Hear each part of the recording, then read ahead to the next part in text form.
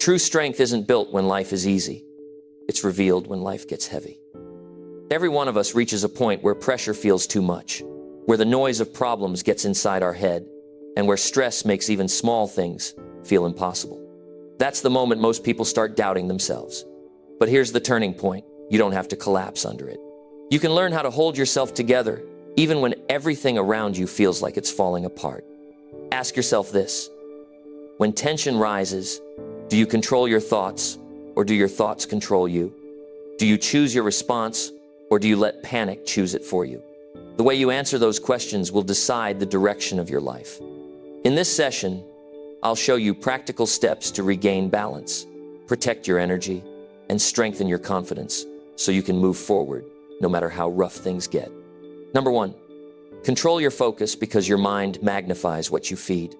When the world feels uncertain and the weight of problems presses against your chest, the single most important decision you can make is where you place your focus. Human psychology is simple in this sense. Whatever you focus on grows in your mind. If you keep feeding fear, fear will expand. If you keep feeding anger, anger will dominate your life. If you feed courage, courage will guide your actions. That is not philosophy, it is reality. The brain is wired to amplify what you give attention to, and that means your focus is the steering wheel of your emotions, your decisions, and your future. When you wake up in the morning, your mind starts scanning for what to think about. If the first thing you feed it is bad news or someone's negative words, that will set the tone for your entire day. You cannot expect strength if you keep giving your mind weakness. You cannot expect calm if you give your mind nothing but chaos. Focus is not something that just happens. It is a choice, and it is a discipline. If you want to stay steady in stormy times, you must learn to control what you allow into your head and what you allow to stay there. Psychologists know that the human brain has what is called the reticular activating system. In simple language, this means that whatever you repeatedly think about, your brain highlights. It is like typing a word into a search engine and seeing pages and pages of results. If you think about problems all day, your brain will search for even more problems. If you think about opportunities, your brain will search for possibilities. This is why two people can go through the same crisis but walk out of it completely different. One collapses under the weight, the other finds new strength. The difference is not the storm, it is the focus. Ask yourself right now, what am I feeding my mind every day? Because your life will always reflect the answer. Do you give your energy to fear, to gossip, to negative voices, to endless comparison? Or do you give your energy to growth, to discipline, to gratitude, to courage? Most people want peace while feeding their mind with nothing but noise. They want confidence while feeding their mind with endless doubt. That contradiction will never give them stability. You cannot plant weeds and expect roses. In stormy times, the temptation is strong to keep looking at everything that is going wrong. It is natural to want to check the news every hour, to replay mistakes, to repeat conversations where someone hurt you, to imagine worst-case scenarios. But here's the truth. Focus is not just about what you notice, it is about what you feed. You cannot stop negative thoughts from passing through your mind, but you can stop feeding them until they grow. You may not control the first thought, but you control the second one. You control whether you give it more attention or you shift to something that strengthens you. Think about how your body reacts when your focus is on problems. Your chest tightens, your breathing gets shallow, your shoulders get heavy. Now think about what happens when your focus is on progress, on the next step you can take, on the people who support you, on the things that are still working. Your body feels lighter, your energy rises, your heart slows down. This is not magic, it is biology. Your body follows your focus. This is why strong people in difficult times are not always the ones with the best resources. They are the ones who guard their focus like it is life itself. They know that every day they have a choice to either feed their mind with poison or with power. They know that stability does not come from controlling the outside world. It comes from controlling the inside world. And the inside world is shaped by focus. If you want to practice this, start simple. Each morning, before you give the world permission to flood your mind, choose what you will focus on. Write it down if you must. Tell yourself, what matters most today. Maybe it is your health. Maybe it is keeping your family calm. Maybe it is finishing one task that will move your life forward. If you do not decide what to feed your mind, the world will decide for you, and the world does not care about your peace. Another way to control your focus is to limit what steals it. Too many people are addicted to distractions. They check their phone every few minutes. They scroll for hours and wonder why their mind is restless. They allow strangers on a screen to dictate their mood. That is not control. That is surrender. If you want to stay steady, you must stop giving away your focus so cheaply. Focus is your most valuable resource because it shapes every other resource. There is also the power of asking better questions. Your mind will always search for answers to the questions you ask. If you ask, "Why is everything falling apart?" your mind will give you a list of reasons. If you ask, "What can I do right now to move forward?" your mind will search for solutions. Change the question, change the focus, change the focus, change the outcome. People often say they feel overwhelmed, and the real reason is not always the size of their problems, but the size of their focus on the problems. They magnify them until they feel too heavy to carry. But the same energy used to feed the problem can be used to feed the solution. It is not about ignoring reality. It is about choosing where to place your mental spotlight. Think of a time when you were under pressure but decided to stay calm. You chose to breathe, to step back, to think clearly. You still faced the problem, but your focus was on the next step, not on the weight of the storm. That is how steady people survive and grow. They refuse to magnify what destroys them. They choose to magnify what strengthens them. If you struggle with this, remember that focus grows with practice. You may fail the first few times and catch yourself feeding negative thoughts. That does not mean you are weak. It means you are human. But every time you shift your focus from fear to courage, from worry to action, from blame to responsibility, you train your mind to become stronger. Just like muscles grow when you lift weights, focus grows when you use it with intention. The storms of life are not optional. They come for everyone. But steadiness is optional, and steadiness is built on focus. You cannot always choose your circumstances, but you can choose your concentration. And that choice will decide whether you fall apart or hold yourself together. Now imagine the person you want to become in the middle of challenges. Do you want to be the one who panics and collapses, or the one who breathes and thinks clearly? Do you want to be the one who feeds despair, or the one who feeds strength? That version of you already exists, but you have to call it out by controlling your focus. Every time you choose what to feed your mind, you are shaping your future. Every time you say no to feeding fear, you are saying yes to feeding strength. Every time you shift from problems to solutions, you are building steadiness. Every time you guard your focus, you are protecting your peace. The most powerful thing you can do in stormy times is to remember this truth. Your mind magnifies what you feed. Feed fear, you get more fear. Feed doubt, you get more doubt. Feed courage, you get more courage. Feed hope, you get more hope. What you feed will grow, and what you starve will shrink. That is how you stay steady. Not by controlling the storm, but by controlling the focus of your mind. If you walk away with one lesson, let it be this. Guard your focus like your life depends on it, because in many ways, it does. Number 2, train your patience by resisting the urge for instant relief. Patience is one of the hardest things to practice in a world that celebrates speed. We live in a culture where everything is built around instant results. You can order food with a single click.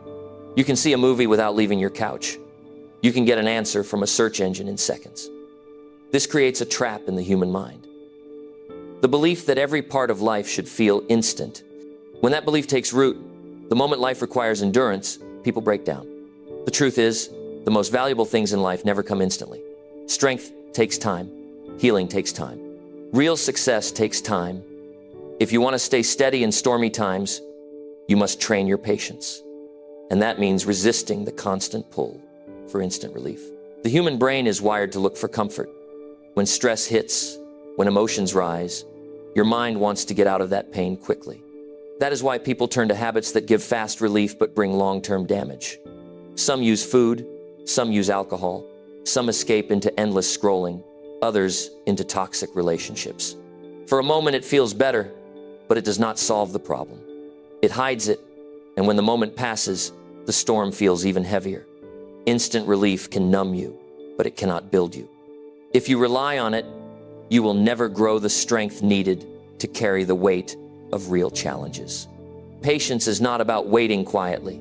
It is about controlling yourself when every part of you wants to react too quickly. Think about how many people destroy opportunities because they cannot sit with discomfort. They want the new job but do not want the years of preparation. They want a relationship but cannot wait to build trust. They want results in their body but give up when they do not see change in a week. That is not patience.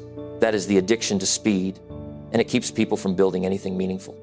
Psychology shows us that the brain gets addicted to quick dopamine hits. Every time you give in to instant relief, you strengthen that addiction. But every time you resist, you strengthen patience. You build endurance in your nervous system. You teach yourself to sit with discomfort without panicking. That is how patience becomes a skill rather than a word. Think about stormy times specifically. These are moments when emotions are running high, when stress is at its peak, when uncertainty feels unbearable. In those moments, your desire for quick escape will be stronger than ever. But the people who grow through storms are the ones who train themselves to stay with the discomfort long enough to find the real lesson. They do not run to easy distractions. They choose to breathe, to reflect, to wait, and to act only when they are clear. Patience is also about building trust with yourself. If you constantly chase fast relief, you send a message to your mind that you cannot handle pressure. But when you hold steady and wait, you prove to yourself that you are stronger than the impulse. That confidence stays with you. The next time you face stress, your mind remembers that you made it through without breaking. That memory becomes a foundation for even greater strength. It is important to understand that patience is not weakness. Many confuse it with doing nothing. That is wrong. Patience is an active discipline. It is choosing to pause, choosing to hold, choosing to stay present instead of reacting out of fear or impulse. It takes more strength to be patient than to rush. Anyone can panic. Anyone can run. Anyone can grab the first quick fix. But it takes courage to resist that pull and wait for the right moment. You can train patience the same way you train your body. Start small. When you feel the urge to check your phone every 5 minutes, resist for 1 hour. When you feel the need to respond in anger, pause and give it 1 day. When you want to quit because progress feels slow, commit to 1 more week. Each act of resistance builds a new layer of patience in your character. Over time, this makes you steady in ways most people cannot imagine. Another truth is that storms pass. Nothing lasts forever. When you learn to hold yourself steady through the discomfort, you come out on the other side stronger. But if you run to instant relief every time, you never allow the storm to teach you anything. You miss the growth. You stay the same. And life keeps bringing you the same lessons until you finally learn them. Patience also helps you make better decisions. When you are desperate for quick relief, you are more likely to make mistakes that cost you later. Think about financial decisions. Many people ruin their future by chasing quick money schemes instead of being patient and building slowly. Think about relationships. Many rush into connections just to fill loneliness, only to end up in pain. Patience gives you clarity. It gives you time to see what is real and what is temporary. That clarity is priceless. In stormy times, it can feel unbearable to wait, but if you train yourself to resist that urge for fast escape, you begin to see storms differently. You start to notice the lessons hidden in them. You realize that discomfort is not always a sign to run, but a sign to grow. You stop needing to fix every feeling immediately and start learning how to master them. That is true steadiness. Look at anyone who has built something lasting. They all practiced patience. They endured slow progress. They resisted the temptation to take shortcuts. They sat with uncertainty and kept moving forward. That is why their results are solid. Quick results fall apart. Lasting results stand firm. Stormy times will test you, but they will also give you the chance to build that same strength if you train your patience. You will notice, too, that patience changes how you experience time. When you are always looking for instant relief, time feels unbearable. Minutes feel like hours. But when you accept that growth takes time, you relax. You stop fighting the clock. You understand that waiting is part of the process, and that understanding makes the storm easier to face. Resisting the urge for instant relief also teaches you emotional control. Instead of reacting to every wave of feeling, you learn to observe it, to let it pass, to stay steady while it moves through you. This is a deep psychological skill. Emotions lose their power over you when you realize you do not need to act on them instantly. You can feel them, sit with them, and still choose your response. That is mastery. Patience is freedom. When you are no longer enslaved by the need for instant comfort, you gain control over your life. You make choices from strength, not from weakness. You build a future that lasts, not one that collapses under pressure. You face storms not with panic, but with calm certainty that you can endure. That calm is what separates those who break from those who rise. So when the storm feels overwhelming, remind yourself, the urge for instant relief is natural, but it is not your master. You can resist it. You can hold steady. You can wait until the right time. You can trust that every moment of patience is shaping you into someone stronger. And when the storm passes, you will not just have survived.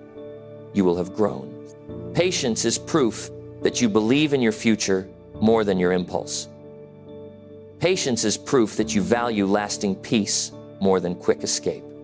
Patience is proof that you are steady enough to handle life's storms without letting them control you. And that proof, built day after day, will carry you through anything life throws your way. Number 3, strengthen your self-worth by refusing approval from struggling people. Your worth as a human being should never be measured by the opinions of people who are still wrestling with their own battles. One of the most destructive habits you can develop is allowing your value to rise or fall, depending on the approval of people who have not yet found peace with themselves. Many people live their whole life trying to be validated by voices that are broken, angry, insecure, or lost. The result is a life of constant disappointment, because no matter how hard you try, their approval will never fill the emptiness inside of you. If you want to stay steady in stormy times, you must strengthen your self-worth by refusing to let struggling people decide who you are. The first step is to understand why you crave approval. Human beings are wired to seek connection and recognition. From childhood, we look for smiles, praise, and acceptance. But as we grow, that natural desire can turn into a dangerous dependence. You start believing that your worth comes from someone else's nod, someone else's words, someone else's acceptance. When that happens, you put your life into the hands of people who may not even be able to hold their own together. That is not strength. That is surrendering your power. Think carefully about this. If a person is trapped in insecurity, what kind of approval do they give? It is inconsistent, conditional, and often tinted by jealousy. If a person is struggling with anger, their approval will come with criticism and blame. If a person is lost, their approval will shift every day, depending on their own mood. So why build your worth on such shaky ground? Why let your life be shaken by people who cannot even manage their own emotions? That is not wisdom. That is self-sabotage. Strengthening self-worth means building an inner foundation so solid that outside opinions cannot shake it. This does not mean you ignore everyone. It means you become selective. You stop handing your self-esteem to people who are not qualified to handle it. You start deciding whose voice carries weight in your life. The truth is, not everyone deserves that role. If someone has a history of tearing others down, if they are constantly bitter, if they are stuck in cycles of failure, they refuse to break. Their opinion should not be the one you live for. When you chase approval from struggling people, you set yourself up for rejection. Their lack of peace becomes your lack of peace. Their confusion becomes your confusion. You start to twist yourself into shapes just to please them. And in the process, you lose sight of who you are. This is why so many people feel empty, even after getting the approval they were chasing. It never lasts, because the approval was never pure to begin with. The moment you refuse to depend on struggling people for validation, you begin to reclaim your strength. You remind yourself that your worth is not up for negotiation. It does not rise when they praise you, and it does not fall when they criticize you. Your worth is constant because it comes from within, from the choices you make, from the discipline you practice, from the values you live by every day. That is real power. One powerful way to strengthen self-worth is to set standards for yourself that are higher than the standards others place on you. Instead of waiting for someone to tell you that you did a good job, set your own benchmark for excellence. Instead of waiting for someone to say you matter, remind yourself that you matter because you live with integrity. When your approval comes from living up to your own values, outside voices lose their control. Another truth to remember is that people who struggle often project their pain onto others. If they feel insecure, they will try to make you feel small. If they feel powerless, they will try to control you. If they feel lost, they will mock your direction. If you rely on their approval, you will babble their projection. But if you refuse their approval and stand firm in your own self-worth, their projection bounces off you. You see their behavior for what it is, a reflection of their own storm, not a reflection of your value. This is not about arrogance. It is not about believing you are better than others. It is about recognizing that people who have not dealt with their own pain cannot be the source of your worth. Compassion is important. You can care for them, listen to them, even support them, but you do not hand them the power to tame you. That boundary is what keeps you steady. If you struggle with this, start paying attention to how you feel after interactions with certain people. Do you feel uplifted? Or do you feel drained? Do you feel encouraged? Or do you feel belittled? That is your clue. People who leave you feeling small are not the ones to trust with your self-worth. People who consistently live in struggle will rarely give you the approval that builds strength. Stop asking for waters and empty. Building strong self-worth also means learning how to speak to yourself with honesty and respect. The way you talk to yourself shapes your identity far more than the way others talk to you. If you constantly criticize yourself, you are doing the same damage as those struggling people. If you constantly remind yourself of your progress, your effort, your resilience, you train your mind to see your own. Self-talk is not fluff. It is the foundation of self-worth. Stormy times are the ultimate test of this principle. When everything feels uncertain, the temptation to chase approval grows even stronger. You want reassurance. You want someone to tell you it will be okay. But if you turn to the wrong people, you will only add confusion to your storm. This is why inner worth is essential. It allows you to stand steady, even when no one is clapping for you, even when no one is cheering you on. That steadiness is what separates those who crumble from those who rise. You also have to realize that many people who are struggling do not even aviv of themselves. How can someone who rejects their own run give you healthy validation? They cannot. Their approval is broken because their relationship with themselves is broken. If you depend on it, your worth will be broken too. Refusing their approval is not cruelty. It is survival. It is how you protect your strength. Another way to build self-worth is to surround yourself with people who are growing. Growth does not mean they are perfect. It means they are honest about their struggles and committed to improving. Approval from people like that carries weight because it comes from a place of truth, not insecurity. Their words matter because they are building themselves while supporting you. But even then, remember this: their approval is encouragement, not oxygen. You can breathe on your own. The deeper you understand this, the freer you become. You no longer walk into rooms wondering who will approve of you. You walk in knowing that you approve of yourself. You no longer change your voice or your actions to gain acceptance from people who do not even accept themselves. You live by your standards, and that makes you unshakable. The storms of life are loud, and people will always have opinions. Some of those opinions will come from broken places. You cannot stop that, but you can stop feeding your worth with it. You can stop asking people who are drowning to tell you how to swim. You can stop waiting for someone else's stamp of approval before you feel valuable.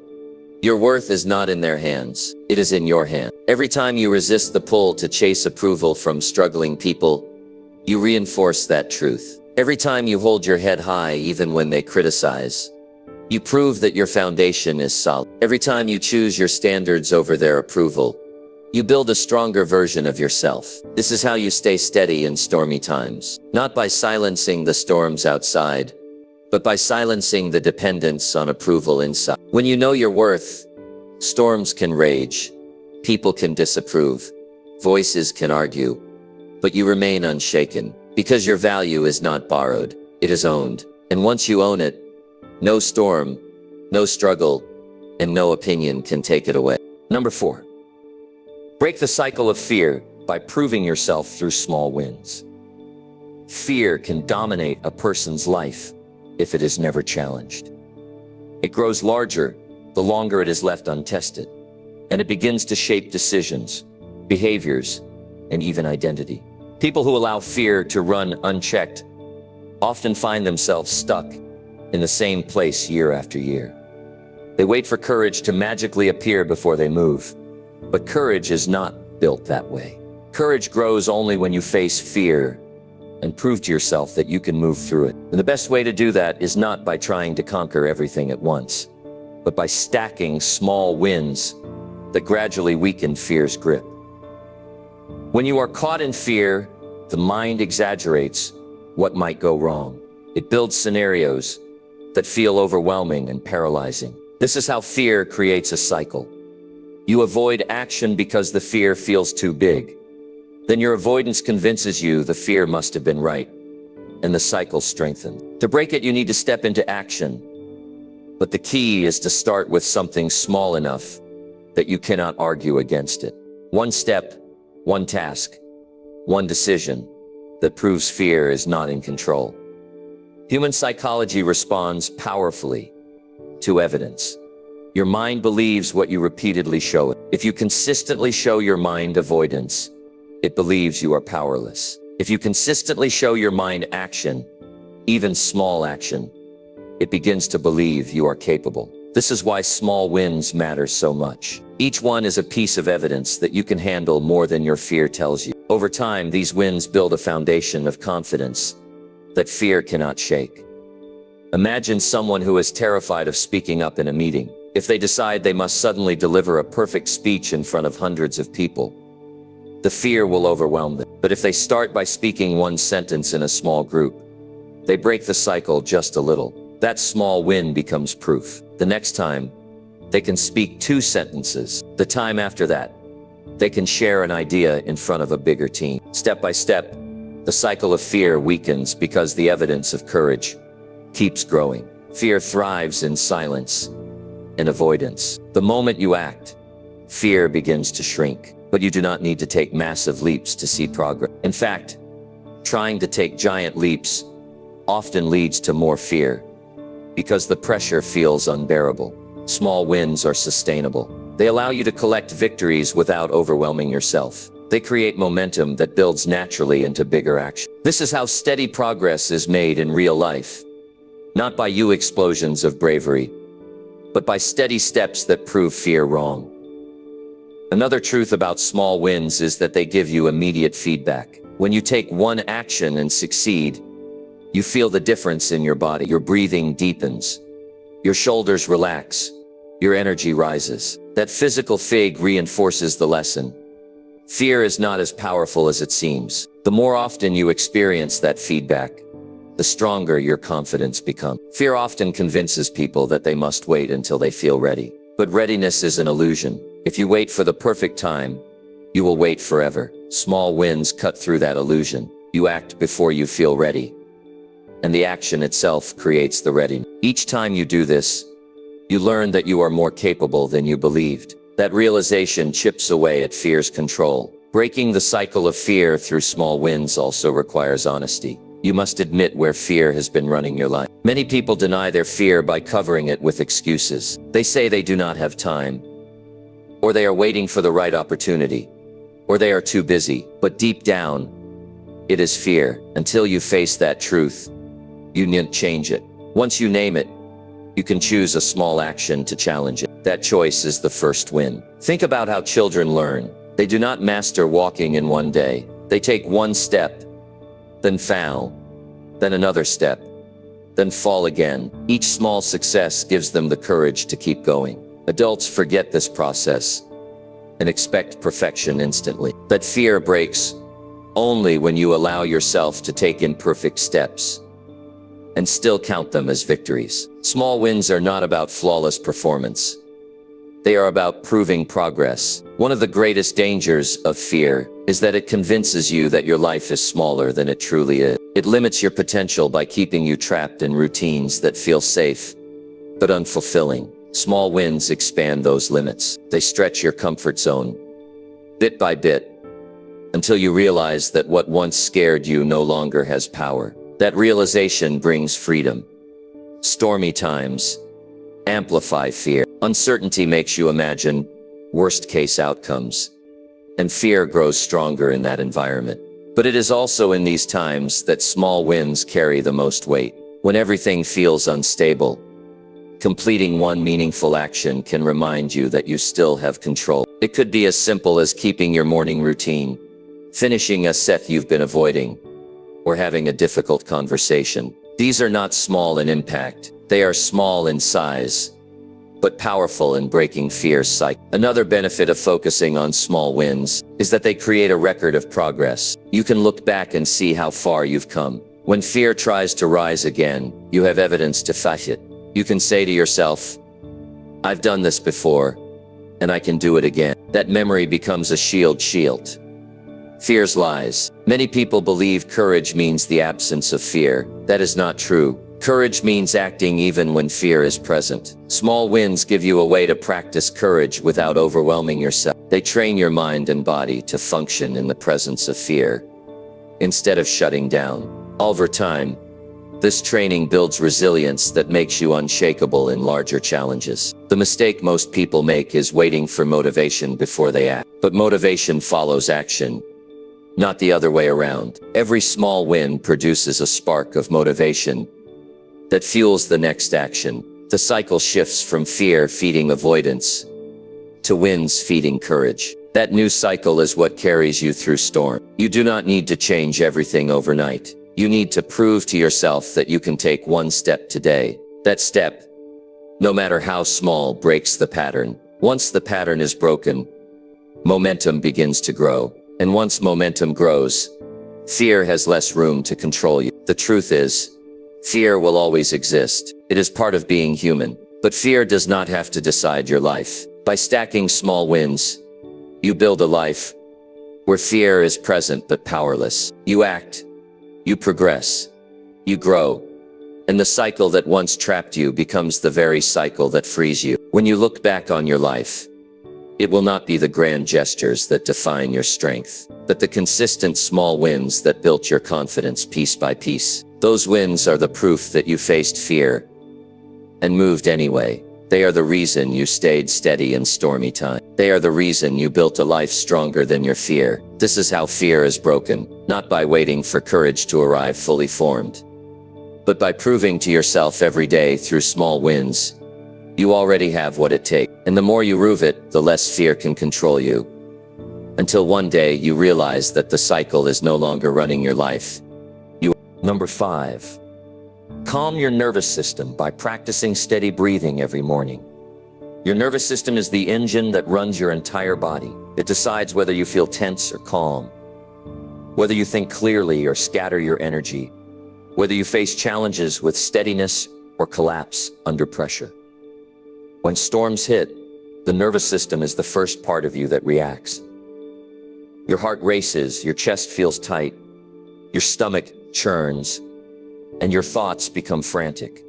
If you do not learn to manage that system, your decisions, your mood, and even your health will pay the price. One of the simplest yet most powerful ways to bring your nervous system under control is to practice steady breathing every morning.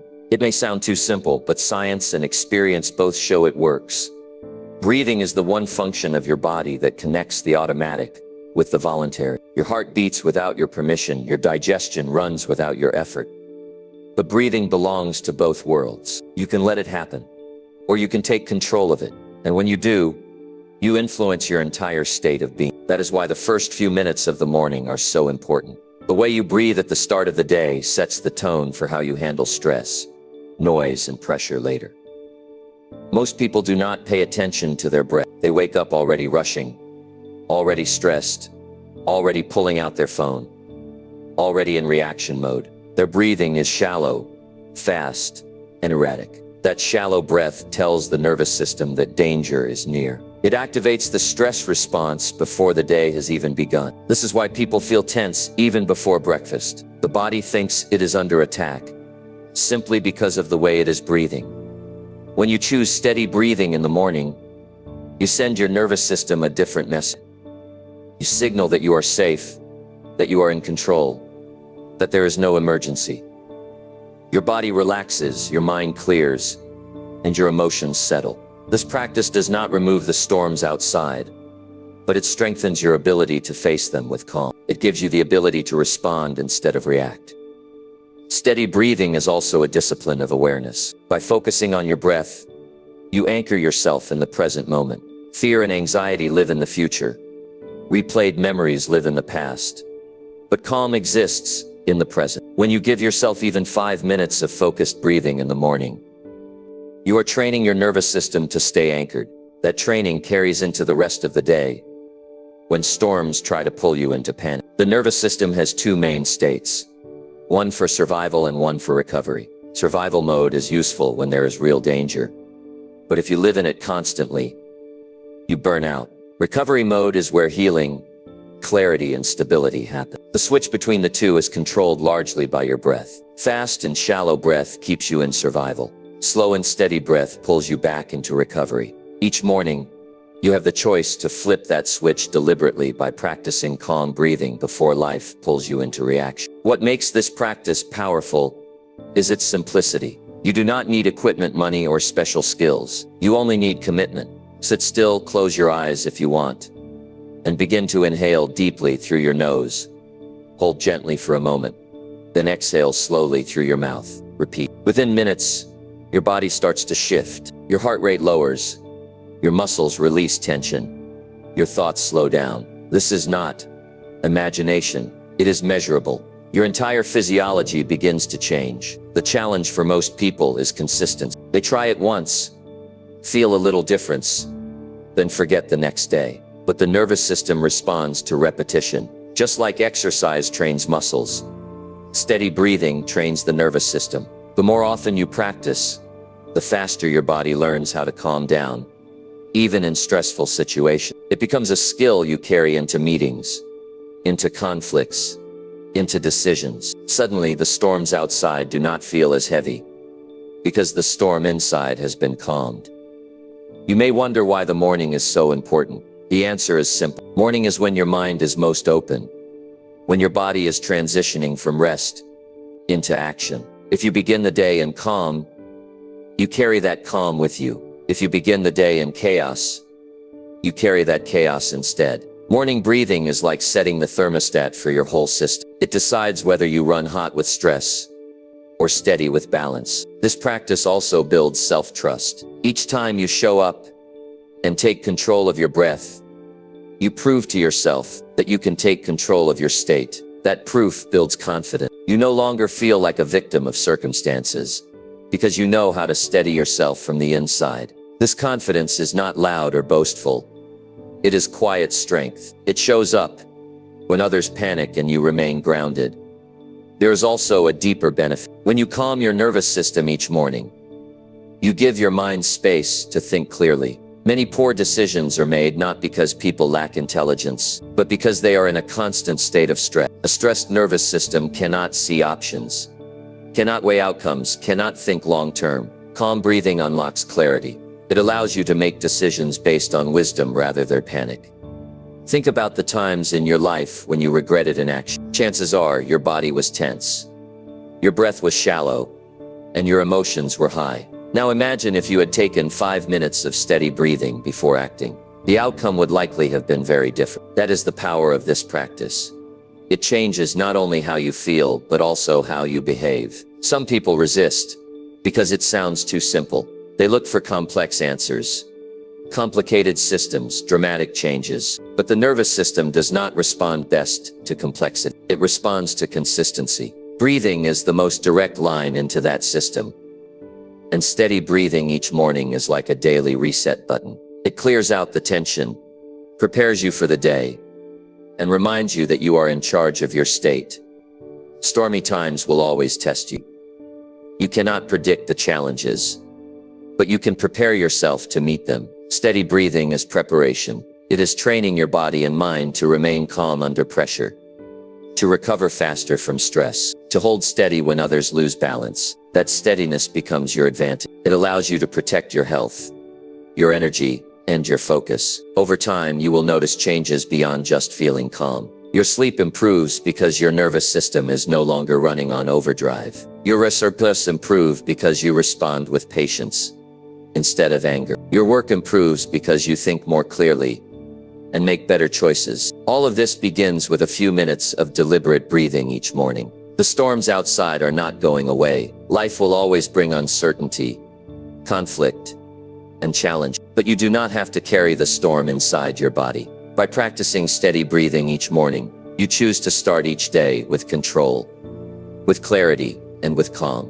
You give yourself the gift of steadiness before the world even has a chance to test you. Your nervous system will follow your lead. If you let it run wild, it will keep you in chaos. If you train it with steady breathing, it will serve you with calm strength. That choice belongs to you every morning. And the more often you choose calm, the more unshakable you become, no matter how stormy the times may be.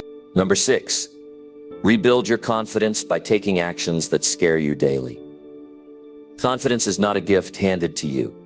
It is something you rebuild through action. When life knocks you down, when failure shakes your identity, when fear makes you second-guess yourself. Confidence does not return by sitting still. It comes back by moving forward into the very things that make you uncomfortable. The fastest way to rebuild confidence is to take actions that scare you every single day. Because fear loses its power the moment you step into it. Each time you face what you once avoided, you carve a new identity, one based on courage and proof instead of doubt and hesitation. Many people wait for confidence before they act. They tell themselves that when they feel ready, when they feel sure, when they feel strong, then they will take the step. But waiting only strengthens the fear. It sends the message to your brain that the fear is more powerful than you. Confidence is not the prerequisite to action. It is the result of it. The more you act in spite of fear, the more evidence you give yourself that you are capable. That evidence is the foundation of confidence. Think about the last time you were afraid to do something, but did it anyway. Maybe it was a difficult conversation. Maybe it was speaking in front of others. Maybe it was taking a risk in your work. How did you feel after? You felt stronger, bigger, freer. That surge of energy was your confidence being rebuilt. It was not built by avoiding the fear. It was built by confronting it. The lesson is clear. Every action that scares you is an opportunity to strengthen your confidence. Confidence is fragile when it depends only on words, compliments, or outside validation. But confidence built through facing fear is unshakable, because it is rooted in experience. No one can take away the fact that you acted when you were scared. That is why daily actions matter. One big leap once in a while is not enough. Consistency is where the real change happens. Daily exposure to discomfort trains your mind to trust itself. It proves again and again that fear is survivable and progress is possible. Start small if you need to. If talking to strangers scares you, begin with one greeting. If expressing your opinion scares you, share one thought in a small setting. If tackling a project feels intimidating, take one step forward today. Each action builds a brick in the wall of your confidence. Over time, that wall becomes strong enough to support bigger challenges. The key is not size, it is frequency. Small actions, repeated daily, accumulate into massive transformation. Fear has a way of disguising itself. It often shows up as procrastination, as excuses, as perfectionism. You tell yourself you are waiting for the right time, or that you need more preparation. But underneath it is fear. Once you recognize it, you have a choice. feed it with avoidance, or weaken it with action. Each time you choose action, your identity shifts. You stop seeing yourself as a victim of fear and start seeing yourself as a person of courage. That shift is priceless. There is another benefit to taking daily actions that scare you. You expand your comfort zone. The things that once seemed impossible begin to feel normal. What scared you yesterday becomes routine tomorrow. This expansion creates momentum. The more you stretch yourself, the more capacity you develop for challenges. That momentum is the lifeblood of confidence. It carries you into bigger risks, bigger opportunities, and bigger growth. You also learn that fear is rarely accurate.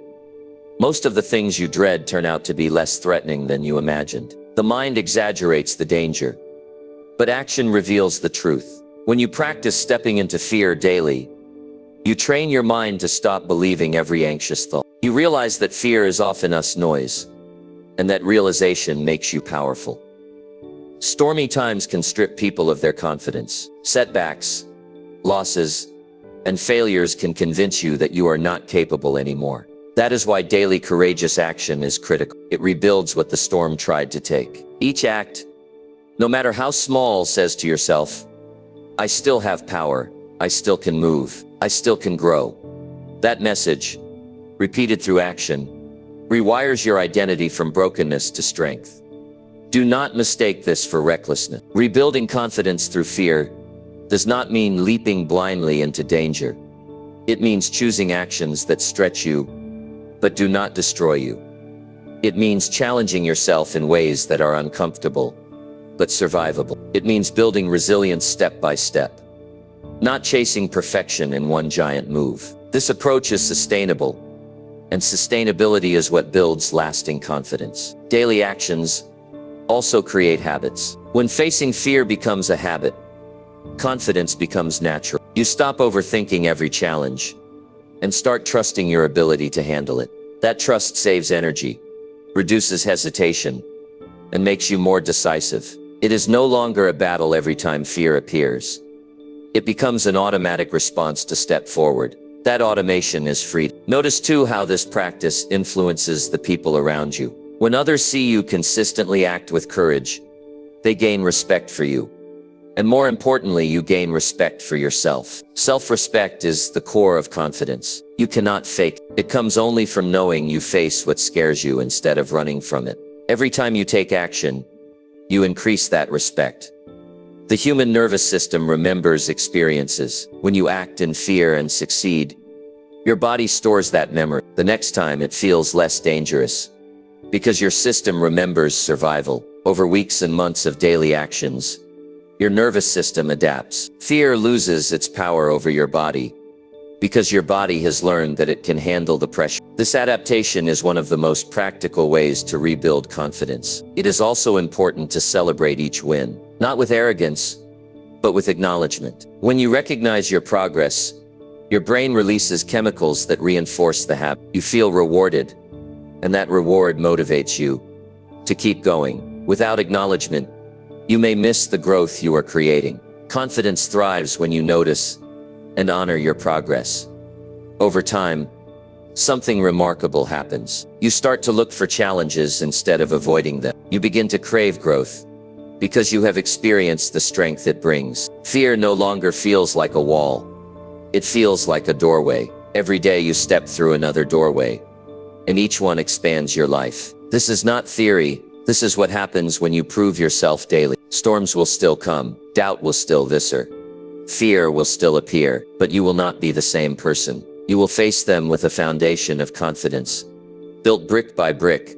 Through daily courage, you will carry the proof of hundreds of actions behind you, and that proof will steady you. Confidence built this way is not fragile. It is not dependent on luck or on others. It is earned, and because it is earned, it cannot be taken away easily. So rebuild your confidence one action at a time. Do the thing that scares you today, then again tomorrow, then again the day after. Collect the evidence. Stack the wins. Watch as the cycle of fear loses its grip and the cycle of confidence takes over. In time, you will look back and realize that the storm did not break you. It trained you, into someone stronger than you ever imagined. Number 7, reduce your stress by removing people who trigger constant chaos. Stress is not always created by your work or your responsibilities. Much of it comes from the people you allow into your daily life. There are individuals who live in constant chaos. Their problems never end. Their moods swing wildly. Their energy drains every room they enter. They thrive on drama. They feed on conflict. And they pull others into their storm. If you are not careful, you will spend your strength managing their instability while neglecting your own peace. One of the most direct ways to reduce stress and stay steady in difficult times is to remove or distance yourself from people who constantly trigger chaos. Every human being has struggles, and no one is perfect. But there is a difference between someone who faces challenges with responsibility and someone who spreads chaos everywhere they go. The first is human. The second is destructive. When you surround yourself with the second group, you begin to normalize their dysfunction. You start believing that constant tension is just part of life. It is not. Peace is possible, but only when you protect yourself from people who make peace impossible. Chaos is contagious. If you spend too much time around people who are always angry, you will feel more anger. If you are constantly listening to someone complain, your own mind becomes heavier. If you interact daily with people who break promises, manipulate, or live in crisis, your nervous system adapts to that stress as if it is normal. Over time, your body carries the weight of problems that do not even belong to you. That stress shortens your patience, weakens your focus, and drains your energy for the goals that matter most. The difficult truth is that some people do not want peace. They are attached to their chaos because it gives them attention or excuses. They do not seek solutions. They seek an audience. They are not building their lives. They are disrupting the lives around them. If you allow them constant access to you, they will take more than you can afford to give. Boundaries are not cruelty in this case. They are survival. Removing people who trigger chaos does not always mean cutting them out completely. In some cases, it means creating distance. It means limiting contact, reducing conversations, and refusing to participate in their drama. You do not need to argue with them or fix them. You only need to protect your peace. You cannot control their behavior, but you can control your proximity to it. That control is where stress reduction begins. Some will resist this eyes because they fear being alone. They believe that even chaotic company is better than none. That belief is dangerous. Loneliness is not solved by surrounding yourself with toxic people. In fact, it deepens loneliness because you are disconnected from your own self. When you remove chaos, you create space for healthier connections, for people who bring calm instead of crisis. That space is necessary if you want to grow. Another reason people hesitate to remove chaotic individuals is guilt. They feel responsible for fixing others, for carrying their weight, for being the constant rescuer. But that is a trap. You cannot save someone who refuses to change, and you should not sacrifice your well-being for someone who thrives on destroying theirs. Compassion does not mean self-destruction. You can care about people without letting them ruin your peace. In fact, the best chance you have of helping someone is to first protect your own strength. Stress often disguises itself as busyness or fatigue. But if you look closely, you may find that much of your stress comes from certain relationships. Think about who makes your phone light up and instantly makes your stomach tight. Think about who you see on your calendar and feel dread instead of anticipation. These are signals from your body that chaos is draining you. Ignoring those signals will keep you in cycles of stress that no amount of rest or vacation can solve. Reducing stress through boundaries is not selfish. It is essential. When you lower the chaos around you, you free mental space for clarity.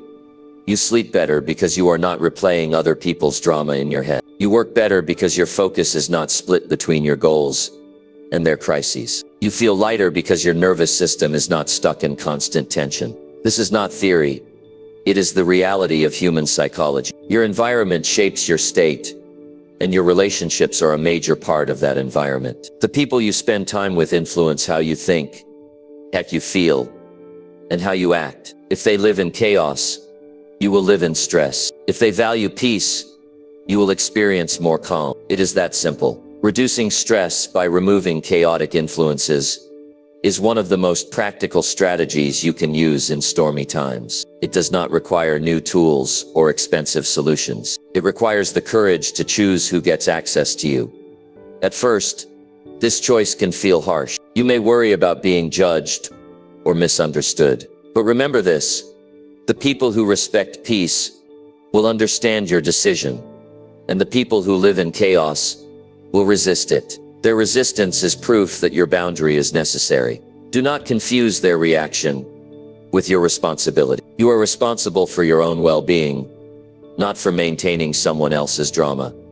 As you create distance from chaos, you will notice how much energy returns to you. Tasks that once felt overwhelming suddenly become manageable because you are not drained by constant negativity. Your mood improves, your health improves, your relationships with stable people improve. This is the reward of boundaries. You reclaim the strength that chaos was stealing from you. You may also discover new possibilities once the noise of chaos is gone. Stress often blinds you to opportunities because your mind is busy surviving the storm. With peace restored, you can think creatively, you can plan effectively, and you can notice options you missed before. Reducing stress is not just about feeling better. It is about unlocking potential that was trapped under constant tension. Stormy times require steadiness. You cannot afford to carry unnecessary stress if you want to stay strong. That means looking honestly at your relationships and asking who triggers chaos in my life and why am I allowing it? Answering that question may be uncomfortable, but it is necessary. Once you face it, you can make decisions that lift your peace and strengthen your steadiness. Every time you remove or limit a chaotic influence, you send a message to yourself. My peace matters. That message builds self-respect. Self-respect reduces stress because it ends the internal conflict of living against your own value. When you honor yourself by refusing constant chaos, you align your life with balance. That alignment brings calm, even in stormy times. You do not need to wait for others to change. You do not need to fix their chaos. You only need to decide how much of it you will allow into your space. That decision, practiced consistently, will transform your stress levels more than any quick fix ever could. It is a long-term strategy for steadiness, and it works. Your life is too valuable to be wasted managing endless chaos created by others. Your energy is too precious to be drained by drama that solves nothing. Your peace is too important to be handed over to people who do not value it. Reduce your stress by removing those who trigger chaos, and you will discover a strength inside you that storms cannot. Number 8, regain inner balance by questioning every thought that fuels panic. Panic does not come from reality itself. It comes from the thoughts you believe about reality. When your mind starts running wild with predictions, assumptions, and worst-case scenarios, your body reacts as if those thoughts are already happening. Your chest tightens, your heart races, and you lose the ability to think clearly. In stormy times, this can become a vicious cycle. One thought sparks panic. Panic sparks more fearful thoughts. And soon you feel trapped inside a spiral you cannot escape. The way to regain inner balance is not to silence every thought, because you cannot stop your mind from producing them. The real path is to question those thoughts, to hold them up to the light, and to decide whether they deserve your belief. Every thought that fuels panic carries a message. Some whisper that you are not safe. Others claim you are not capable. Some warn that everything will collapse. But not every thought is true. The mind has a tendency to exaggerate, to dramatize, to invent possibilities that never come to pass. If you accept every thought without question, you give your nervous system false alarms all day long. This is why so many people feel constantly anxious, even when nothing is happening in the moment. Their body is responding to lies their mind keeps repeating. The discipline of questioning your thoughts is powerful because it interrupts the panic spiral. Instead of immediately believing a fear, you pause and ask, is this thought accurate? Is it helpful? Is it based on facts or just imagination? That pause gives you distance. It allows you to see that not every idea running through your mind deserves attention. Some are simply echoes of old fears, habits from the past, or noise picked up from other people. When you refuse to blindly follow them, you begin to reclaim balance. Think of a person who constantly tells themselves, I cannot handle this situation. If they never challenge that thought, it becomes their reality. They freeze, they withdraw, they collapse under pressure. But if they stop and ask, is this absolutely true? What evidence do I have? They may realize that they have handled many difficult situations before. That realization weakens the panic. Questioning thoughts creates perspective, and perspective restores calm. This practice is not about ignoring danger. If a thought points to a real risk, you can act on it. But most panic is not about real danger. It is about imagined disaster. By questioning those imagined disasters, you reduce unnecessary stress and conserve your strength for real challenges. Your balance returns because your mind is no longer pulling you into endless false alarm. Another benefit of questioning panic thoughts is that it exposes the patterns behind them.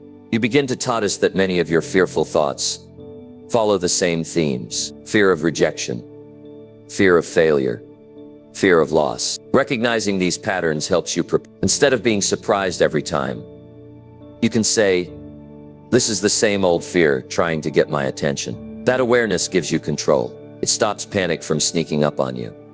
Stormy times can flood your mind with negative news.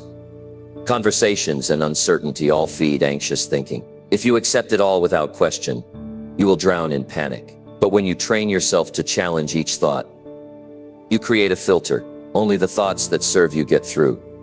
The rest are discarded. This filter is how you keep balance when the outside world is unsettled.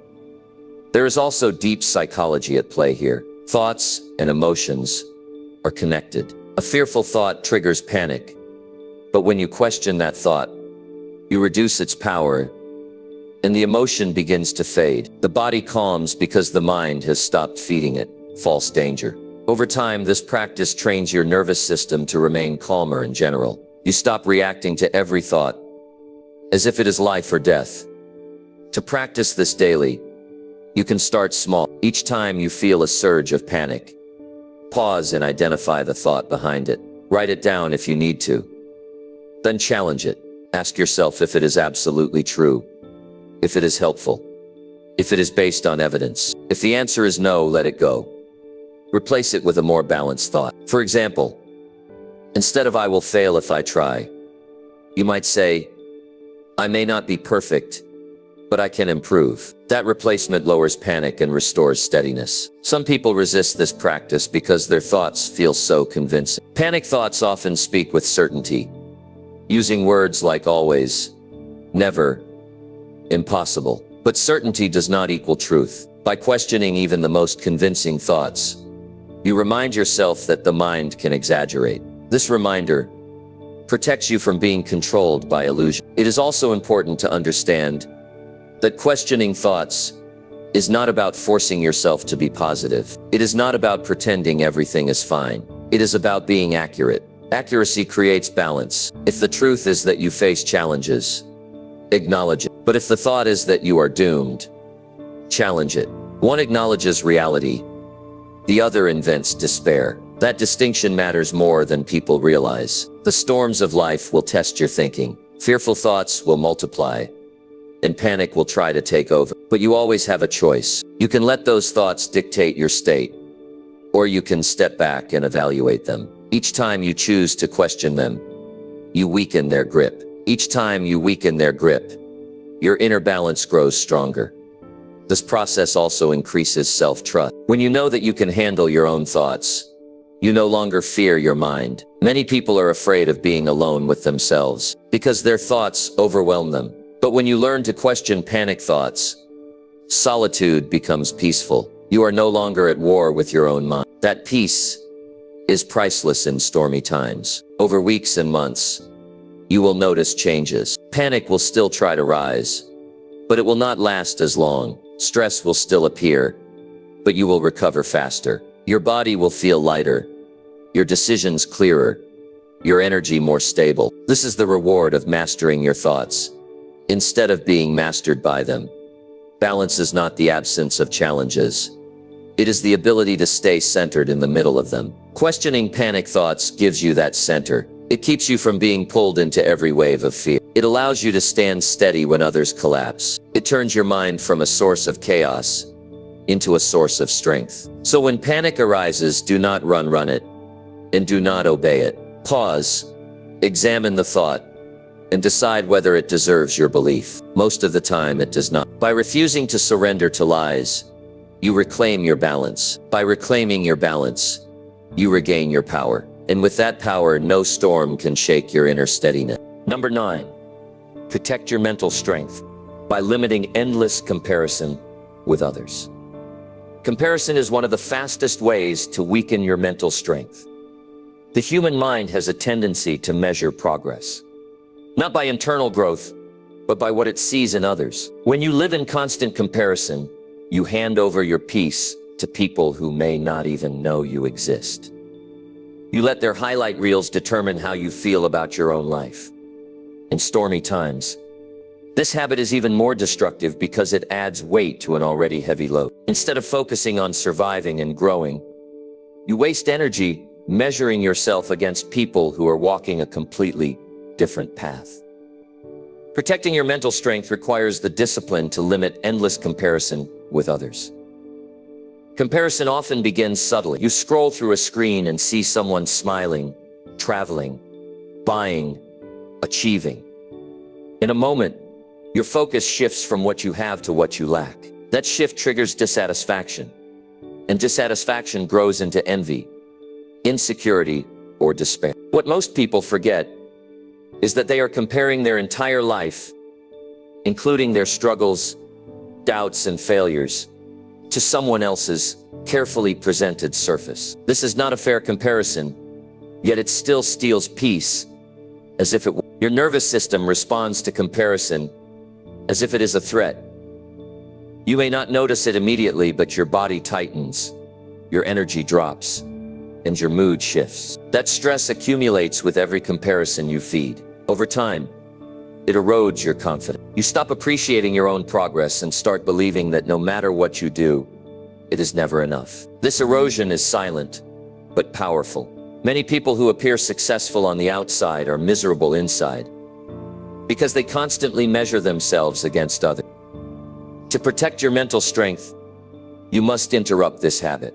The first step is awareness. Begin noticing when you compare. Catch the thought that says, "They are ahead, and I am behind." Catch the voice that says, "They are happier, richer, smarter." Awareness is the first line of defense. Once you see the comparison clearly, you can question it. Ask yourself, does this thought help me grow, or does it drain me? Most of the time it drains you, and anything that drains you during stormy times must be limited. Limiting comparison does not mean ignoring everyone else completely. It means shifting your frame of reference. Instead of measuring yourself against others, measure yourself against your past self. Ask, am I stronger than I was last year? Am I more disciplined than I was last month? Am I more focused than I was last week? This kind of comparison builds strength instead of destroying it. It keeps the focus on your growth, which is the only fair measure. It is also important to recognize that everyone carries unseen struggle. The person you envy may be carrying pain you do not see. The couple who looks perfect online may be breaking apart privately. The friend who seems to be winning at everything may cry themselves to sleep at night. When you remind yourself of this truth, you reduce the illusion that others have perfect lives. The illusion loses its power, and your mind regains balance. Another strategy to limit comparison is to manage your environment. If you spend hours on platforms designed to show you only the best moments of others, you are setting yourself up for stress. Reduce your exposure. Curate your inputs. Spend more time reading, learning, building, and less time scrolling. Replace hours of looking outward with hours of working inward. This shift alone will protect your mental strength more than most people realize. There is also a deeper psychological layer. Comparison often comes from a sense of lack within yourself. You believe that if you had what others have, you would finally feel complete. But fulfillment does not come from possessions or achievements. It comes from alignment with your values, your purpose, your growth. By focusing inward, by building habits that align your values, you create genuine satisfaction. That satisfaction cannot be shaken by what others do. Stormy times magnify comparison because uncertainty makes you doubt yourself. When the future feels unstable, you look around to see how others are doing, hoping to find security. But the more you look outward, the less stable you feel. The cycle grows. The antidote is to return your attention inward, to focus on what you can control, to celebrate small wins, and to protect your mental strength by refusing to live in other people's shadows. Consider how much energy you lose in comparison. Every minute spent envying someone else is a minute not spent building your own life. Every thought wasted on wishing you were somewhere else is energy stolen from making progress where you are. Protecting your mental strength means reclaiming that energy. It means using it to create, to grow, to move forward, not to tear yourself down through comparisons that serve no purpose. It is also worth noticing how comparison affects relationships. When you are stuck in it, you struggle to genuinely celebrate others. Their success feels like your failure. That mindset poisons friendships and destroys trust. By limiting comparison, you free yourself to appreciate others without diminishing yourself. You can celebrate their wins while still valuing your journey. That freedom strengthens not only your mind, but also your relationship. Some will argue that comparison motivates them. They claim they need it to push themselves harder. But there is a difference between inspiration and destructive comparison. Inspiration says, if they can grow, I can grow too. Destructive comparison says, if they succeed, must be failing. One builds energy, the other drains it. Protecting mental strength means recognizing the difference and choosing inspiration over envy. The practice of gratitude is one of the strongest tools against comparison. When you focus on what you already have, when you truly see the value in your own life, the grip of comparison weakens. Gratitude does not mean settling or giving up ambition. It means building a strong foundation of appreciation so that your drive comes from desire, not from insecurity. A grateful mind is harder to poison with endless comparison. The storms outside will always present people who seem further ahead, wealthier, or happier. You cannot control what others show, but you can control how you respond. Each time you refuse to feed comparison, you strengthen your mental resilience. Each time you focus on your own growth, you protect your peace. Each time you choose gratitude over envy, you create balance inside the storm. Protecting your mental strength is not optional if you want to survive and thrive in difficult times. Endless comparison is one of the greatest threats to that strength. Limit it,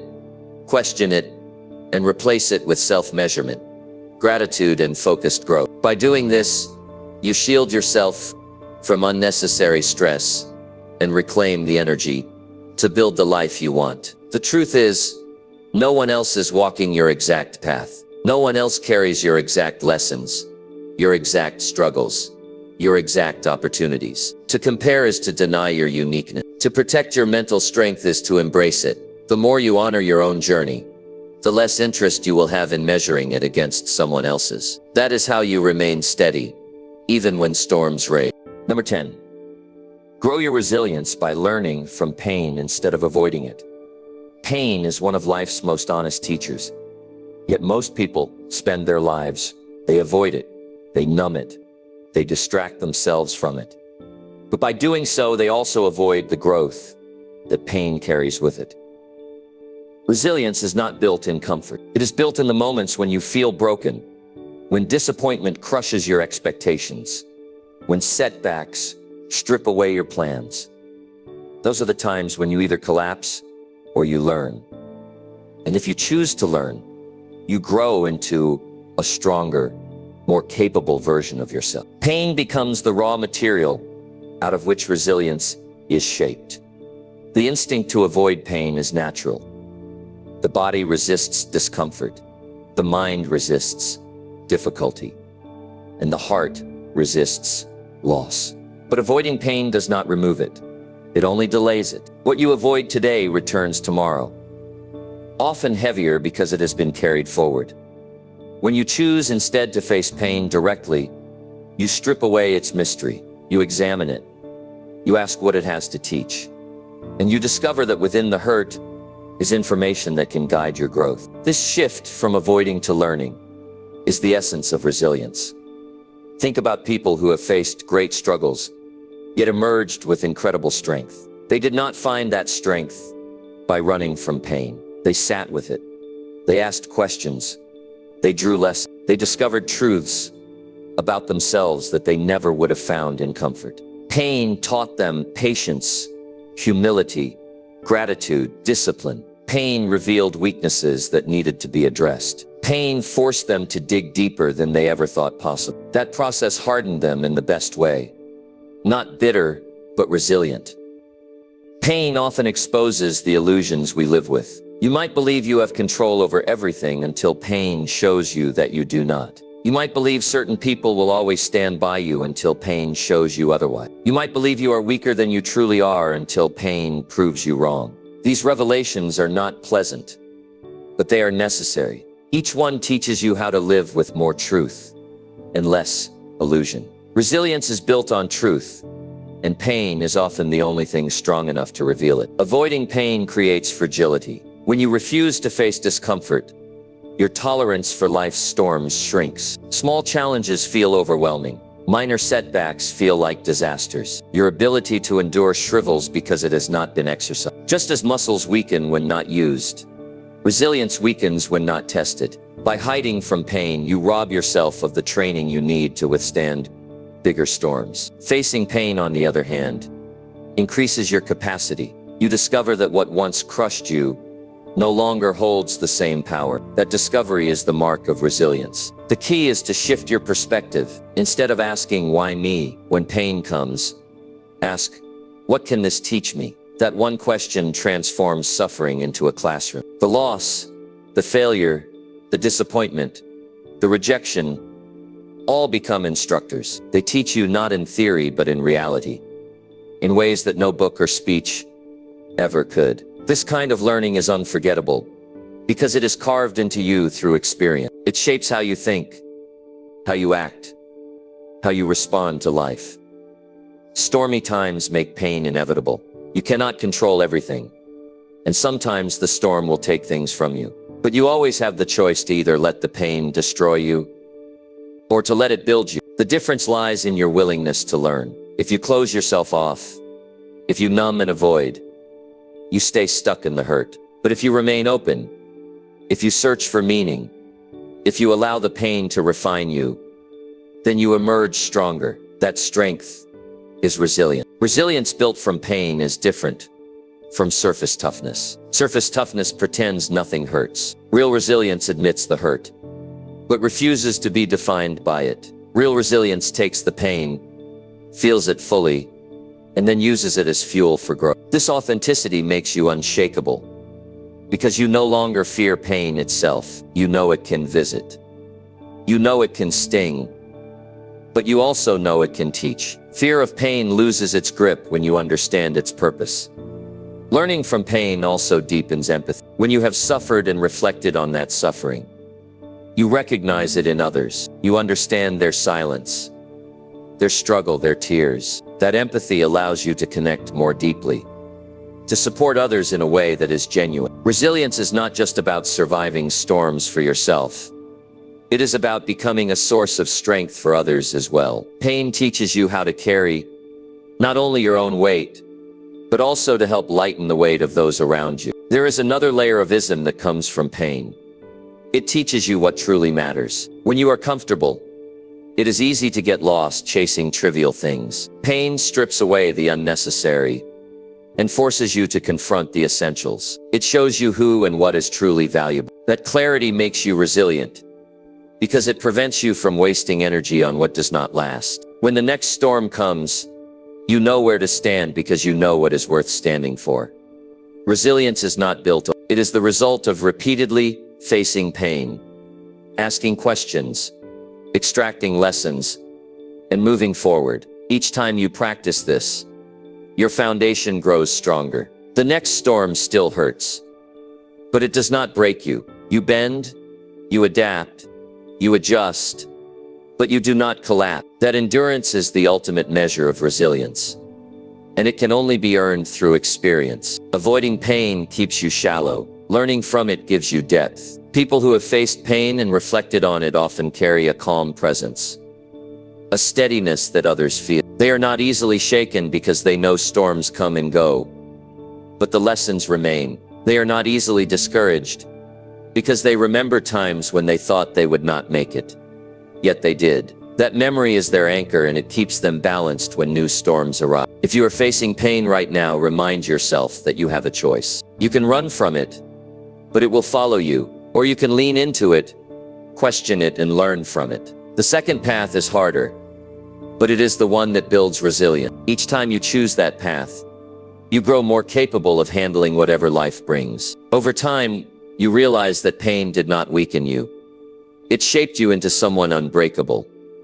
This is the paradox of resilience. It is born in places we would rather avoid. But once you embrace that truth, storms lose their power to terrify you. Pain is no longer the enemy.